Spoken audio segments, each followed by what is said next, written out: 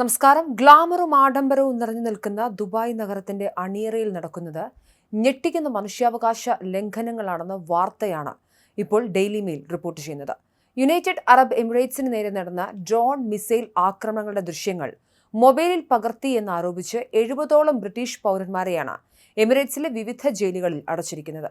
ടൂറിസ്റ്റുകളും പ്രവാസികളും വിമാന ജീവനക്കാരും ഉൾപ്പെടെയുള്ളവർ ക്രൂരമായ നിയമക്കുരുക്കിൽപ്പെട്ട് നരകയാതന അനുഭവിക്കുകയാണെന്ന് the Mail on Sunday report ചെയ്തു. ദേശീയ സുരക്ഷയ്ക്കും സ്ഥിരതയ്ക്കും വിഘാതമുണ്ടാക്കുന്നു എന്നാരോപിച്ചാണ് ഈ നടപടി. സുരക്ഷിതവും മനോഹരവുമായ വിനോദസഞ്ചാര കേന്ദ്രമെന്ന തങ്ങളുടെ ബ്രാൻഡ് ഇമേജിന് കോട്ടം തട്ടാതിരിക്കാൻ അതിക്രൂരമായ നിയമങ്ങളാണ് ദുബായ് നടപ്പിലാക്കുന്നതെന്നാണ് പത്രം പറയുന്നത്. ജയിലുകളിൽ കഴിയുന്ന ബ്രിട്ടീഷുകാർക്ക് ഭക്ഷണവും വെള്ളവും മരുന്നും പോലും കൃത്യമായി ലഭിക്കുന്നില്ല എന്ന പരാതിയും ഉയരുന്നുണ്ട്. ഉറങ്ങാൻ പോലും അനുവദിക്കാതെ ഇവരെ പീഡിപ്പിക്കുന്നതായും റിപ്പോർട്ടുകൾ വരുന്നുണ്ട്.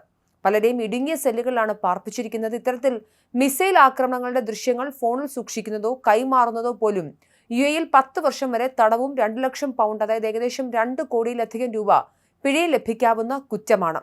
ബ്രിട്ടൻ ആസ്ഥാനമായി പ്രവർത്തിക്കുന്ന മനുഷ്യാവകാശ സംഘടനകളായ ദുബായ് വാച്ചും ഡിറ്റൈൻഡ് ഇൻ ദുബായുമാണ് ഞെട്ടിപ്പിക്കുന്ന കണക്കുകളൊക്കെ പുറത്തുവിട്ടത്.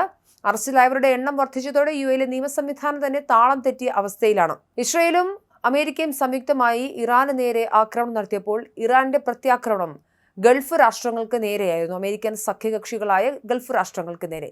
ഇത്തരത്തിൽ ഇറാൻ നടത്തിയ പ്രത്യാക്രമണം പകർത്തിയ വിദേശികൾക്കാണ് ഇപ്പോൾ ജയിൽവാസം ലഭിച്ചിരിക്കുന്നത്. മാസങ്ങളോളം തടവിൽ കഴിഞ്ഞിട്ടും പലർക്കും മേൽ കുറ്റം ചുമത്താൻ പോലും അധികൃതർ തയ്യാറായിട്ടില്ല എന്നൊരു വാർത്ത കൂടി വരുന്നുണ്ട്.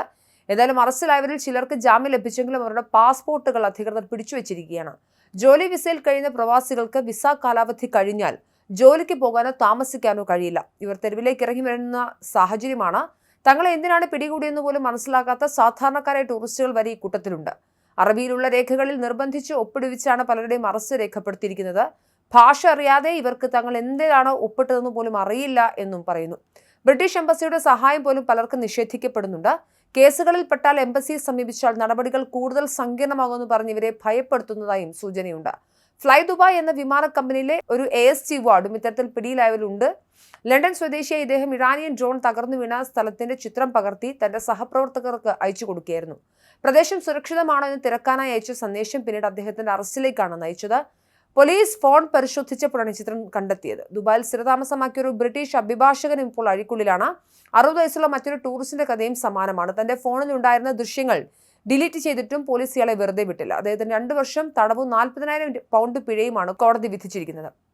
സുരക്ഷാ മേഖലകളുടെയോ തന്ത്രപ്രധാനമായ സ്ഥലങ്ങളുടെ ദൃശ്യങ്ങൾ പകർത്തിയാൽ കർശന നടപടി ഉണ്ടാകുമെന്ന് ആക്രമണങ്ങൾ നടക്കുന്ന സമയത്ത് അധികൃതർ മൊബൈലിൽ സന്ദേശം അയക്കാറുണ്ട്. എന്നാൽ ഇത്തരം നിയമങ്ങളുടെ ഗൗരവം ഉൾക്കൊള്ളാത്ത സാധാരണക്കാരാണിപ്പോൾ ജയിലുകളിൽ കഴിയുന്നത്. യാതൊരുവിധ ക്രിമിനൽ പശ്ചാത്തലവും ഇല്ലാത്ത ഇവർക്ക് വേണ്ടി ബ്രിട്ടീഷ് സർക്കാർ അടിയന്തരമായി ഇടപെടണം എന്നാണ് മനുഷ്യാവകാശ പ്രവർത്തകർ ആവശ്യപ്പെടുന്നത്.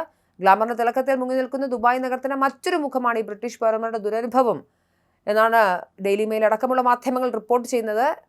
എന്തായാലും ഇസ്രായേൽ ഇറാൻ സംഘർഷം തുടരുകയാണ്.